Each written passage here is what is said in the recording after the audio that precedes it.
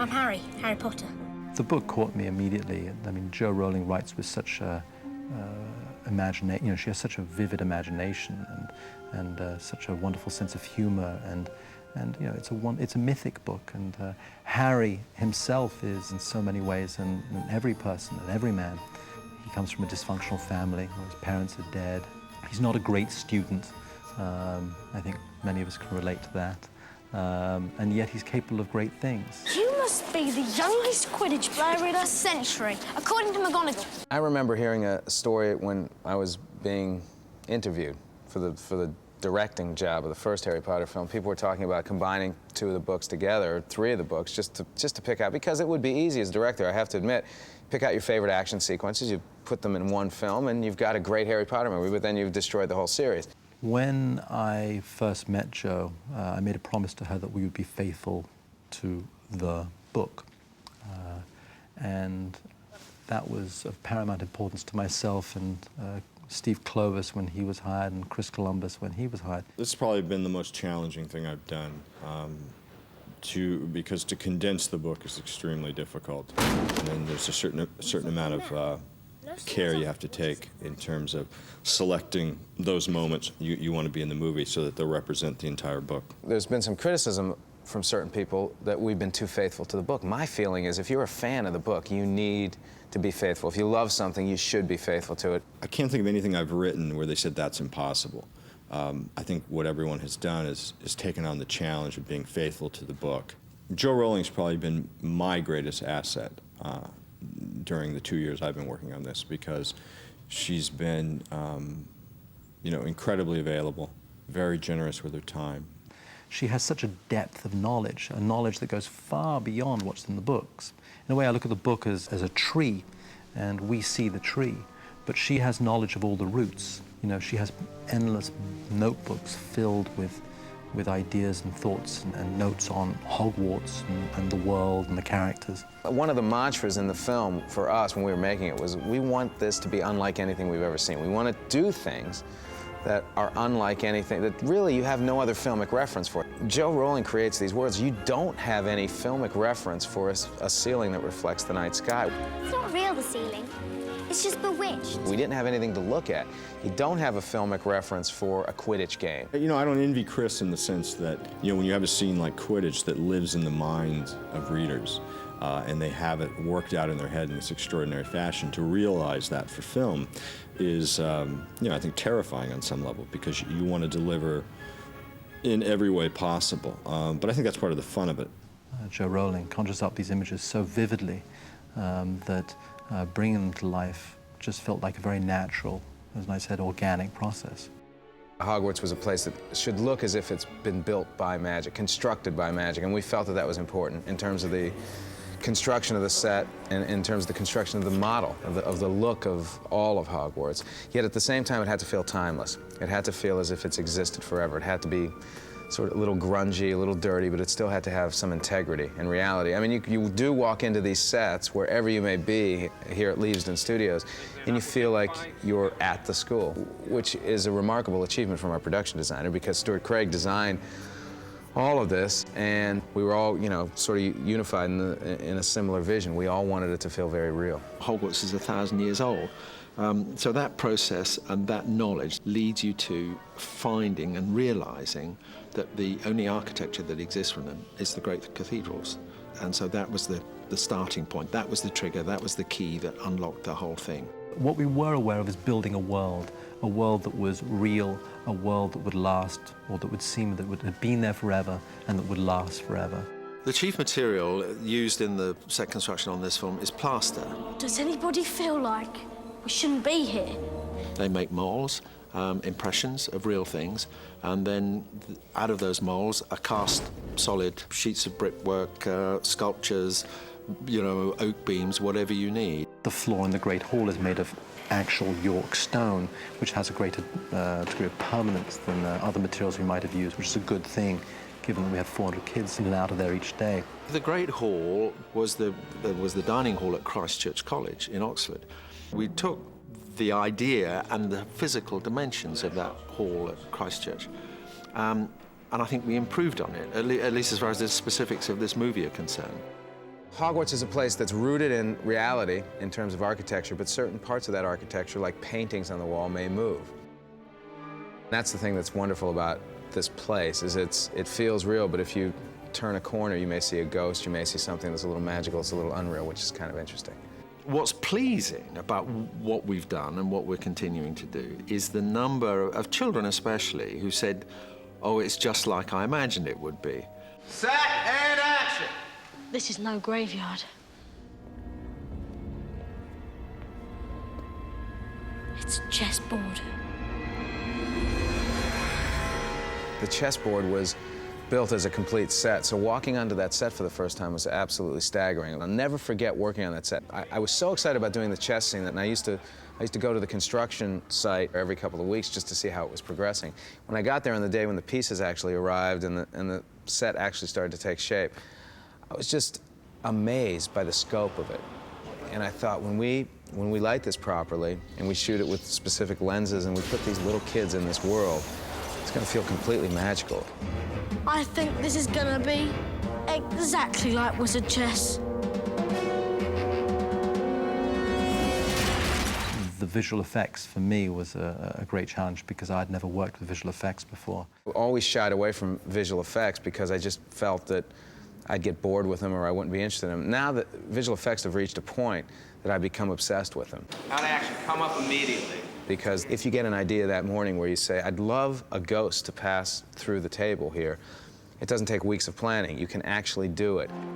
Hello! I think there are somewhere between 700 and 800 visual effects shots in the film, so that undoubtedly was a great challenge, bringing Quidditch to life, bringing the troll, Fluffy, Voldemort, all to life. You know, a great challenge.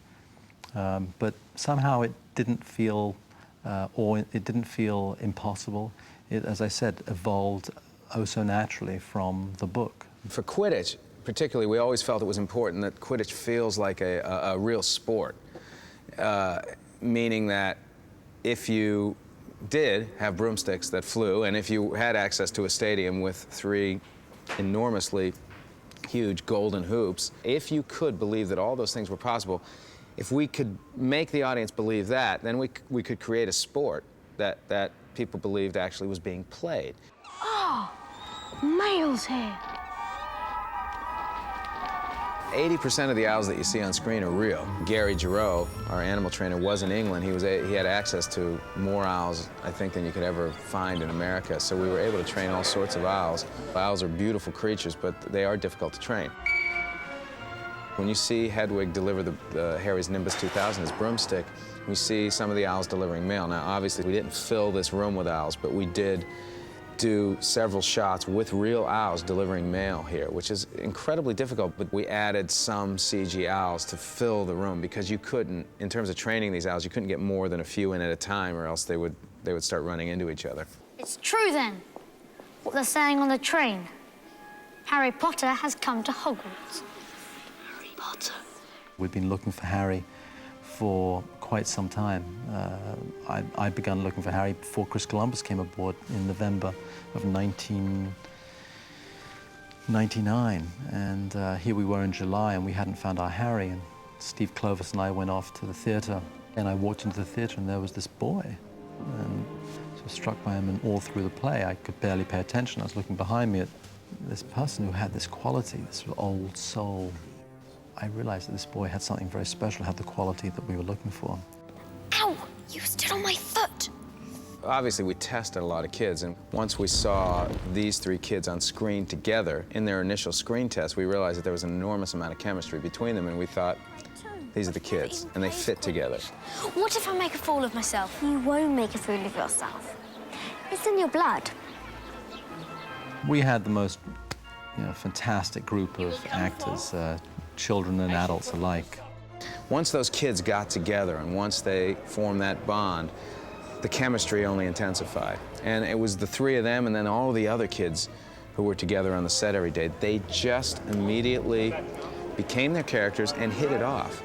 At Hogwarts, we have our very own school. We educate each and every child that works on the film, from the doubles to the stand-ins, the extras, and Dan Rupert and Emma, the three principal kids. Come on, guys. This one will be the last day, no matter what happens. Focus. One of the challenges we had to face was making this film on a schedule when you only had your lead actors on set for 4 to 4.5 hours a day. The children were allowed on site at the studio for 9.5 hours a day. Of that, 3 hours were given over to education, which was often one-on-one tutorials. An hour for lunch, 15-minute breaks every hour. And that meant that we essentially had the kids for 4.5 hours a day, which is tough. But we had brilliant kids, and they did really well. They had a great time doing it. They seemed to laugh an awful lot. One of the challenges we faced was trying to stop them smiling in the middle of takes. They had such a good time. I like working with kids because they're very enthusiastic about being here. You take these 3 kids in the film, and the 3 of them together have such an enthusiasm about being on the set, about being involved in the world, that they're willing to give 150%. You can't let them down. I can't be sitting in the background on my chair just yelling action and cutting and not involving myself. I like to become an active participant in what's going on. Set, and action! I think it all stemmed from Chris, really, Chris Columbus, who has 4 children of his own and creates the most wonderful atmosphere on set. It really feels like one big family. The key for me is to bring out the enthusiasm I have for these characters and these books myself, to bring that particular enthusiasm out in the actors. Hello, sir. And in doing that, you have to feel a certain love for actors. I personally love working with actors. That was the first thing that brought me into filmmaking. I wanted to work with actors. We were just a bit too eager that time. Had tremendous energy. I didn't even get to Yeah, I was terrified. The adults were fantastic. They exhibited great patience, great support, and obviously great talent. There was a lot of playing around, and I think it was Dan and Rupert. They reprogrammed Robbie Coltrane's mobile telephone into Turkish, which caused a little bit of a dismay on Robbie's part. One of the most exciting things about these films would be to see the same cast throughout the 7 films and to see them grow throughout their years at Hogwarts. That may be a pipe dream, that may not be possible, but it would be, from a cinematic point of view, very exciting. You would actually see Harry Potter grow from an 11-year-old to a 17-year-old. Excellent work, guys. Good work. Great. We're gonna do it one more time. Perfect, but we gotta go again. Inevitably, when you make a film, there are things you'd like to do over and work, and when you see a film, you go, oh, I wish I could have done that again. And one of the things that advantages you have when you make a second film in the same world is you get to work on some of those things. Well, we learned so much. First, in the process of making the film, we learned so much about different elements of the book, the characters, Quidditch, that we take what we've learned from the first film, apply it to the second film, take the things we didn't like from the first film and change it. Quidditch is pretty close to how I dreamed it. What we've got in the second film is we've honed it a little bit. It'll be, I think the movement will be a little faster. We're also incorporating a trench around the outside of the field, which will be where a big portion of the action takes place as Harry is chased by a bludger throughout the field. In Harry Potter and the Chamber of Secrets, we have many new characters, amongst them Gilderoy Lockhart, wonderfully narcissistic and self-promoting new professor of the dark arts, being played by Kenneth Branagh. And we meet Ron's father, Arthur Weasley. Lucius Malfoy, who was Malfoy's father, who was wonderfully evil. We get to meet a new student, a kid by the name of Colin Creevey, who's an obsessive fan of Harry Potter, who's constantly taking his photographs. Another character we meet is Ginny Weasley, who's Ron Weasley's younger sister. There's also little characters sprinkled in and about. We get to meet Madame Pomfrey, who runs the hospital for the first time. We meet Madame Sprout, who runs the greenhouse. The other thing that we have in the second film, which I really love, is the flying car, which Harry and Ron fly a Ford Anglia to Hogwarts, which is a cause of much havoc and mayhem and a lot of fun. We also meet the Whomping Willow, which is a tree that is a willow that whomps. Some new interesting characters and the same gang of characters coming back. Harry, at a certain point in the second book and second film, is a suspect in the horrors that are going on at the school, and in so being is cast aside and is looked on with both fear and dislike by many of the students. And you're telling a story that's a little bit darker than the first one, and the characters are a year older, so they're a little more complex, and little things are happening with each character. A host of really wonderful, eccentric, mad, original characters that Joe has concocted that will be seen in the film. Thought you were leaving without saying goodbye, did you? I think I'm most proud of the fact that the fans of the book and just seem to love this film, and that's important. That's important to me. It's been a few years filled with the most amazing experiences, the most amazing moments. It's been a great journey. I'm very lucky.